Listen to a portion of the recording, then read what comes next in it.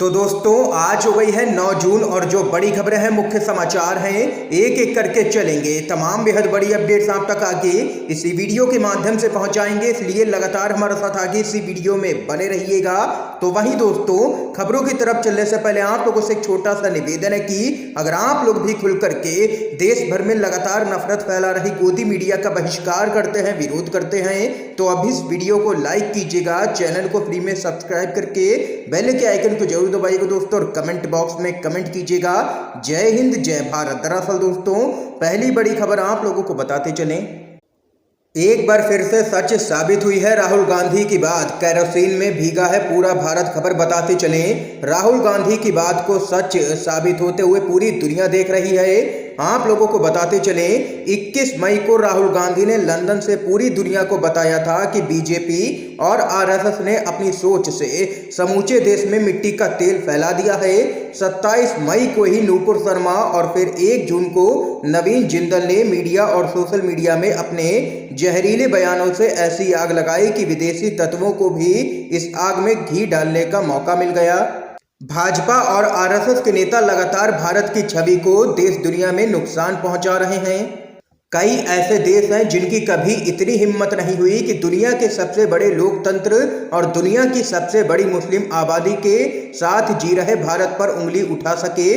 वे भारतीय राजदूतों को तलब करने लगे हैं। कतर जैसे देश, जिसकी आबादी मणिपुर के बराबर भी नहीं है, उसकी तक इतनी हिम्मत हो गई है कि उसने भारत के उपराष्ट्रपति वेंकैया नायडू को दिया गया डिनर तक रद्द कर दिया। और यह सब कुछ क्यों हो रहा है?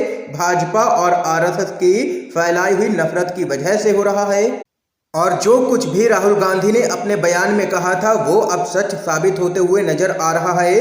पूरे देश में यहाँ पर भाजपा और आरएसएस मिलकर के नफरत भरा माहौल बना रहे हैं। इस खबर पे आप लोगों की क्या कुछ राय है, जरूर बता सकते हैं कमेंट बॉक्स में। अगली खबर की तरफ बढ़ते हैं। भाजपा के नेताओं की धरपकड़ हो चुकी है शुरू। पैगंबर मोहम्मद पर विवादित पोस्ट का मामला, बीजेपी नेता हुआ है गिरफ्तार। खबर बताते चलें, पूर्व बीजेपी की प्रवक्ता नूपुर शर्मा के बाद अब उत्तर प्रदेश के कानपुर में भी पैगंबर मोहम्मद के ऊपर विवादित टिप्पणी का मामला सामने आया है, जहां कुछ लोग सोशल मीडिया पर जमकर के इस पूरे मामले का समर्थन कर रहे हैं। वहीं दूसरी ओर कुछ लोग इसके विरोध में भी सामने आ गए हैं। इस मामले में यूपी पुलिस एक्शन में है। इसको देखते हुए गलत बयानबाजी करने वालों को चिन्हित करके कार्रवाई की जा रही है। सबके बीच कानपुर पुलिस ने एक बीजेपी के नेता को गिरफ्तार किया है। आप लोगों को बताते चलें, इस पूरे मामले पर भाजपा पूरी तरह से बैकफुट पर है, लेकिन उसके अंधभक्त अभी भी नूपुर शर्मा के बयान का समर्थन कर रहे हैं। दरअसल दोस्तों, बीते दिनों भाजपा की पूर्व प्रवक्ता नूपुर शर्मा ने पैगंबर मोहम्मद पर आपत्तिजनक टिप्पणी की थी। इसके बाद ये मामला लगातार बढ़ता ही चला गया। हाल ही में कानपुर में एक बीजेपी के नेता हर्षित श्रीवास्तव पर यह आरोप है कि उसने पैगंबर मोहम्मद को लेकर के आपत्तिजनक पोस्ट किया था। इसको लेकर के कानपुर पुलिस ने अब हर्षित श्रीवास्तव को गिरफ्तार करके जेल भेज दिया है, जिसके बाद यहां पर नूपुर शर्मा को भी गिरफ्तार करने की मांग सोशल मीडिया पर तेज हो उठी है। इस बीच एक और बड़ी खबर की तरफ चलते हैं। पैगंबर मोहम्मद का अपमान करने वालों के खिलाफ सख्त कानून की उठी है मांग। मुस्लिम पर्सनल लॉ बोर्ड ने जारी की है चिट्ठी। खबर आप लोगों को बताते चलें, all India Muslim personal law board ने एक चिट्ठी जारी की है, जिसमें पैगंबर मोहम्मद पर अपमानजनक और अशोभनीय टिप्पणी करने वाले बीजेपी सदस्यों को पार्टी से सिर्फ निलंबित करने की ही नहीं, बल्कि उनके खिलाफ कड़ी सजा और कानून की मांग भी की है।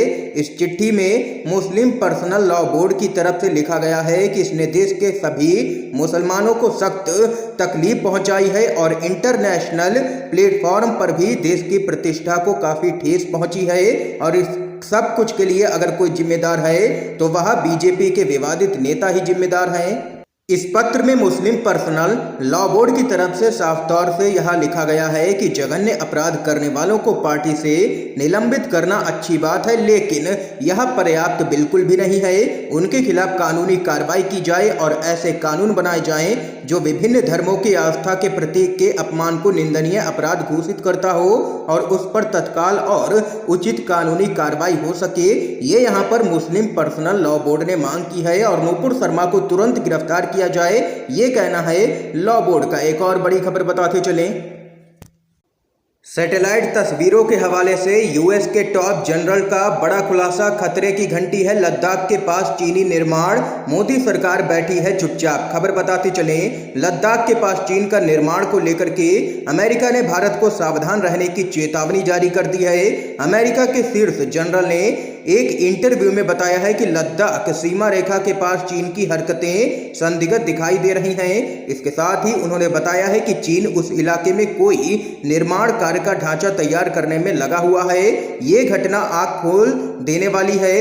इसके साथ ही चीन की यह हरकत भारत के लिए खतरे की घंटी भी है। सही समय पर भारत को इससे सतर्क हो जाना चाहिए, नहीं तो बड़ा नुकसान हो सकता है। ये यहाँ पर चेतावनी जारी कर दी है यूएस के टॉप जनरल ने। और इस पूरे मामले पर अब तक मोदी सरकार चुप बैठी हुई है।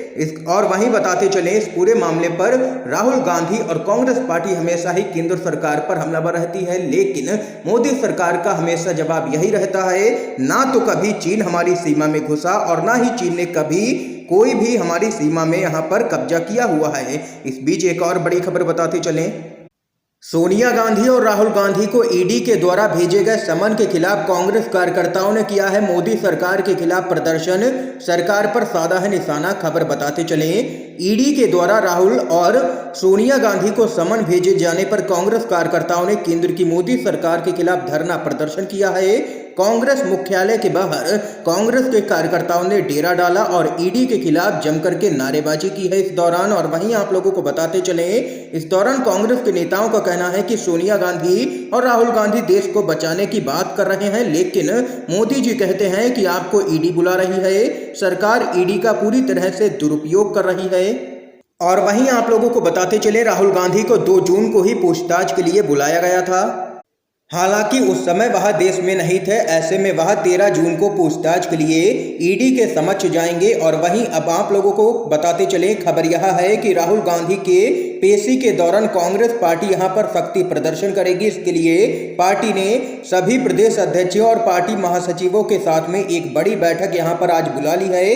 खबर के मुताबिक इस बैठक में राहुल गांधी और सोनिया गांधी की ईडी के समक्ष होने वाली पेशी के संदर्भ में चर्चा की जाएगी। और यहां पर पेशी के दौरान कांग्रेस पार्टी जबरदस्त तरीके से केंद्र की मोदी सरकार का करेगी विरोध। एक और बड़ी खबर की तरफ चलते हैं, पश्चिम बंगाल की मुख्यमंत्री ममता बनर्जी का बीजेपी पर तंज किया है बड़ा हमला। कहा, आप लोगों को बेवकूफ बनाना तुरंत बंद करें। खबर आप लोगों को बताते चले, पश्चिम बंगाल की मुख्यमंत्री ममता बनर्जी ने एक जनसभा को संबोधित करते हुए कहा है कि बीजेपी चुनावों से पहले बड़े बड़े वादे करती है, जिनका चुनाव समाप्त होते ही कहीं पर भी अता पता नहीं होता है।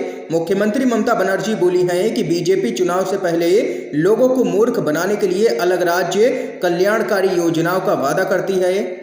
ममता बनर्जी ने आगे कहा है कि प्रधानमंत्री नरेंद्र मोदी जी यहां पर चाय बागानों का आपने वादा किया था, उस वादे का आखिर क्या हुआ? आदिवासी समुदायों के लिए चिंता कहां है आपकी? ममता बनर्जी ने कहा है कि चुनाव खत्म होते ही आपके वादे और चिंताएं गायब होती हुई दिख रही हैं। अब समय आ गया है कि आप लोगों को बेवकूफ बनाना बंद करें। इसके साथ ही मुख्यमंत्री ममता बनर्जी ने यहां पर भाजपा पर देश को बांटने का भी आरोप लगाया है। इसके साथ ही एक और अपडेट बताते चलें, नफरत फैलाने के आरोपी बीजेपी विधायक राजा सिंह पर दर्ज हुआ है मुकदमा। खबर बताते चलें, हैदराबाद पुलिस ने तेलंगाना के विवादित बीजेपी के विधायक राजा सिंह के खिलाफ मामला दर्ज किया है।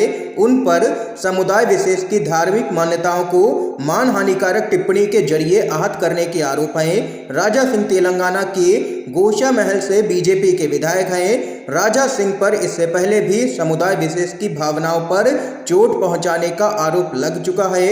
यह केस आप लोगों को बताते चले, आईपीसी की धारा 295A के तहत उन पर दर्ज किया गया है, जिसके बाद उनकी मुश्किलें बढ़ती हुई नजर आ सकती हैं। इस बीच एक और बड़ी खबर आप लोगों को बताते चलें, पैगंबर मोहम्मद पर टिप्पणी के मामले पर बोले हैं बीजेपी के सांसद सुब्रमण्यम स्वामी, अरब के लोगों के सामने नहीं खड़ी हो सकती है मोदी सरकार।